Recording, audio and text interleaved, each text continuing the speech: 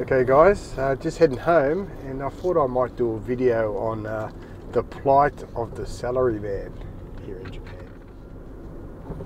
So the suffering salaryman, drunk on the train, having to attend parties and not seeing his family and just being miserable. It's a bit of a cliche, isn't it? But it holds a lot of truth, and there's a lot of traps that the Japanese guys get into, and I'll explain what they are, or what I think they are anyway. So I think the fundamental problem with the plight of the salaryman is these people like to have stable jobs, and they work their way up in companies, and it takes a long while to get to sort of a middle management position, and to get up to higher management you could be almost 50. So it takes a long time, and the salaries are quite low until you get to that stage. And the way the sort of the dating scene works in Japan, it works against them, and I'll tell you why. So the dating scene in Japan, young Japanese women, they like blokes that earn good salaries. This shouldn't come as a surprise, but since it takes so long to get to that stage, blokes can become 40 before they know it, and not be married, and then they're looking for a wife and to settle down and have a family. And Japanese men don't marry women that are the same age. They always marry younger.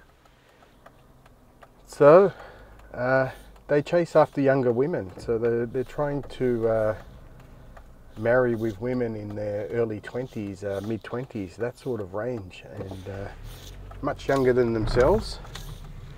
So they're chasing young women to start a family with. And a lot of these young women are just immature, and they generally only marry older guys so they can have a comfortable life. And what can happen is they can take on enormous debt, because I've done a few videos on these before. Japanese women especially, they like new things, new houses, new cars. They will never, when I say never, I'm talking generally, 99% won't marry a guy who wants to go and renovate an old house, for example. It's just not going to happen. So guys, when they're dating or getting close to sort of popping the question, engagement time, they'll often promise that there'll be a nice new house to move into after getting married. So they take out these absolutely ridiculous 30-year mortgages when they're 40, 45, 50 years old, and you can just imagine the pressure on these guys. So quite often, because they want to have a family, they'll ask the wife to stay home with the children and whatever, so that's understandable, but that puts a lot of financial pressure. Large mortgages, probably have car loans, they've probably bought in a really nice area that's probably beyond their financial means as well, and this is all sort of talked about before the marriage happens, so it's almost transactional in a way. And what happens a lot is these guys work themselves to death. So it's a bit of a double whammy, because they're up in the higher echelons of management, so they're even more expected to attend parties and company events and whatnot, and they don't really get to see their families much, or their young wives or whatever, and it can quickly go pear-shaped. And if it doesn't go pear-shaped, you get a little bit of alcoholism and whatever. It's just an all-around unhealthy lifestyle, and it's brought about sort of culturally, and that's how it happens. And it's because of the employment situation. It's very hard for people to climb the ladder quickly in Japan, and there's a reason for this. I did a video on it before. It's not actually Japanese work culture. This is comes from the military culture, and the military culture is you get paid more the longer you stay, and it doesn't really matter what your skills are. So the longer you stay, the more you get paid, and it's sort of how it works with Japanese businesses. So no matter how skilled you are in the profession you choose as a salaryman, you could be an accountant, could be whatever, you're just not going to pull the high salaries early because of the nature of things. You could have people that have been with the company for 10, 15 years that are absolutely lazy and horrible, and they'll be earning twice as much as you, and you could be the most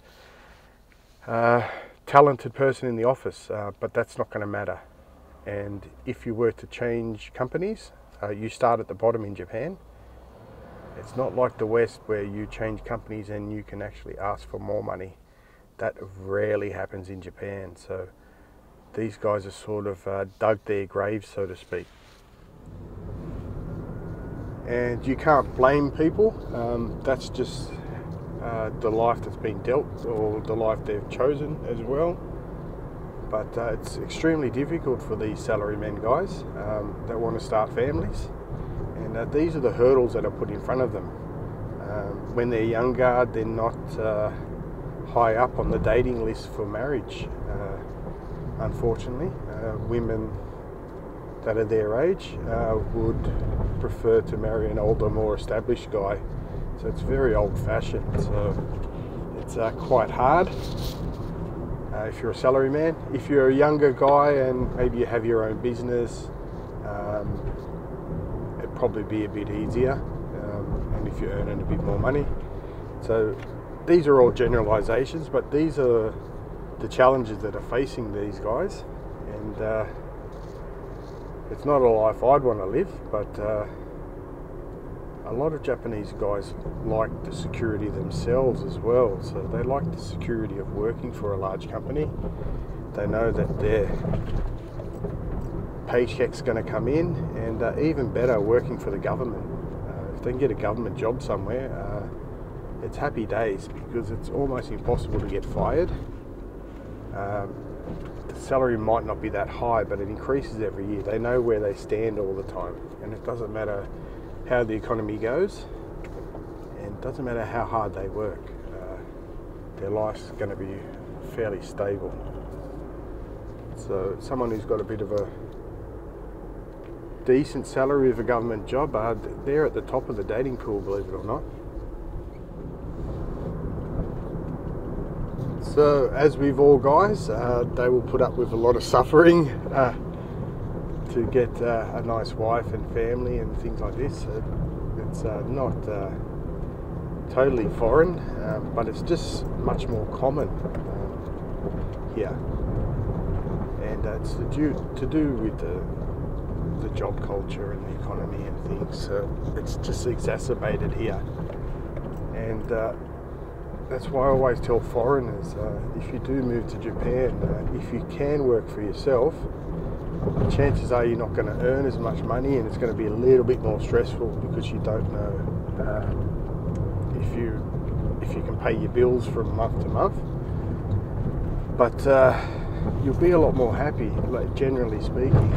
Even working for English teaching companies, it's pretty brutal. They don't really look after people. You're always on the bottom. You're just a number, just a body to go somewhere and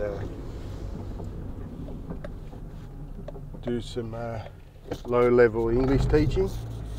And they know that you can be replaced easily with over 2 billion English speakers that there are in the world. So if you can sort of get away from the larger companies, even better. But it's not always possible, I understand it. But that should be the main goal if you can do something for yourself. Even if you taught English, if you could do it in a way that you could open up a small school somewhere and try and do it yourself. You'd be a lot more happy.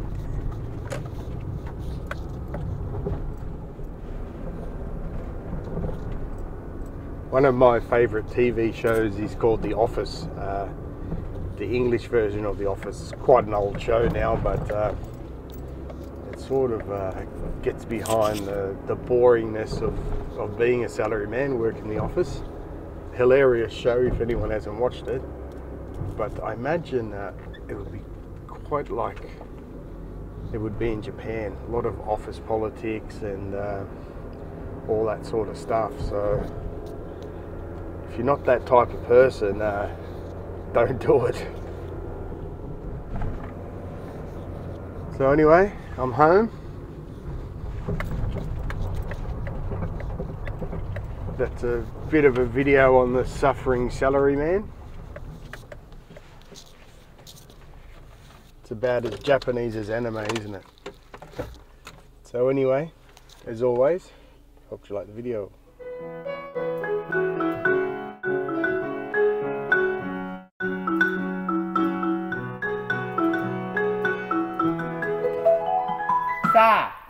Let's go work.